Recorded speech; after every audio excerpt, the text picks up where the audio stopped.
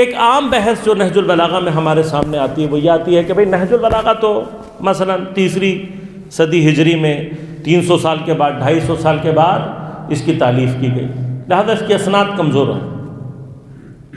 اب سوال یہ پیدا ہوتا ہے کہ حدیث کی پہلی کتاب کب لکھی گئی؟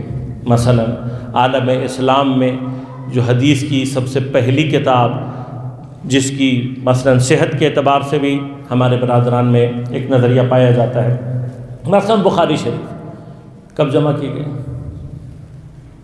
مثلا مسلم کب جمع کی گئی؟ مثلا سنن نسائی کب ہوئی؟ سنن ابی داؤد وغیرہ یہ کتابیں، جتنی بھی احادیث کی کتابیں ہیں، امام مالک کی موطا کب لکھی گئی؟ تو اب جتنی بھی کتابوں کو تلاش کریں گے، کوئی 100 سال کے بعد، کوئی 150 سال کے بعد، کوئی 200 سال کے بعد، یہ ساری کتابوں کی آپ کو جمعاوری اس انداز سے ملے گی۔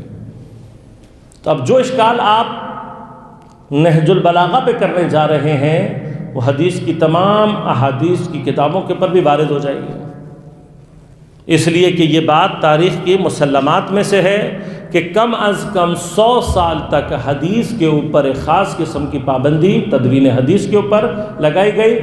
اس موضوع پر اگر جو بھی مٹیریل آپ دیکھنا چاہتے ہیں انٹرنیٹ پر بھی موجود ہے، کتب بھی اس کے اوپر لکھی گئی ہیں۔